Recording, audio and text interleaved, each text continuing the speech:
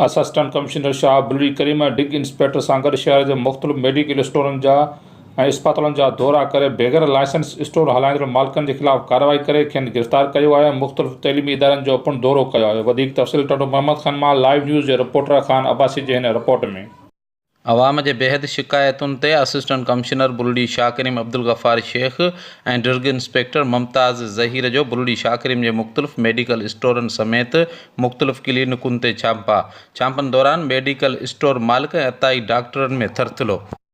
AC बुलड़ी Shah करीम शहर में छापनि दौरान मेडिकल स्टोर मालिक अब्दुल हफ़ीज़ मेमण खे गिरफ़्तार करे वरितो ऐं मेडिकल स्टोर सील करे छॾियो, जॾहिं ते केतिरा ई मेडिकल स्टोर मालिक स्टोर बंदि करे फ़रार थी विया। Assistant commissioner rural health centre ते बि छापो हणी ड्यूटी तां गैर हाज़िर लेडी स्टाफ समेत केतिरनि ई स्टाफ खे एब्सेंट करे रिपोर्ट करे छॾी आहे ऐं इस्पताल में सफ़ाई न हुअण करे इस्पताल अमले ते कावड़ जो इज़हार कयो ऐं डॉक्टरनि खे हिदायतूं कयूं त इस्पताल में सभु सहूलियतूं ॾिनियूं वञनि।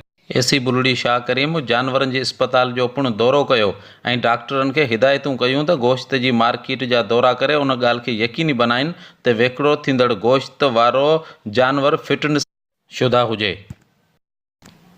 होॾां assistant commissioner Abdul Ghaffar Shaikh government girls high school ऐं प्राइमरी स्कूल जो पिणु दौरो कयो। स्कूल में शागिर्दियाणियूं घटि अचण ते हिन शागिर्दियाणियुनि जे वालिदीन खे अपील कई त पंहिंजी नियाणियुनि खे स्कूल अचण जो पाबंद कनि, जीअं उन्हनि जी तइलीम में बहितरी अची सघे। जॾहिं त गर्ल्स हाई स्कूल में टीचर घटि हुअण ते हिन आला अफ़सरान खे रिपोर्ट करण जो पिणु यकीन ॾियारियो। इन मौक़े ते assistant commissioner Abdul Ghaffar Shaikh media सां ॻाल्हाईंदे चयो त स्कूल में पाणीअ जो बि वॾो मसइलो आहे। नियाणियुनि खे साफ़ ऐं मिठे पाणी जी फ़राहमी करण लाइ बंदोबस्तु कयो वेंदो। हिते हिकु आरओ प्लांट पिणु लॻाइणु ज़रूरी आहे, जंहिं लाइ कोशिशूं वरितियूं वेंदियूं। हिन चयो त मुंहिंजी वधि में वधि कोशिशि आहे त हिते जे माण्हुनि खे रिलीफ ॾियां।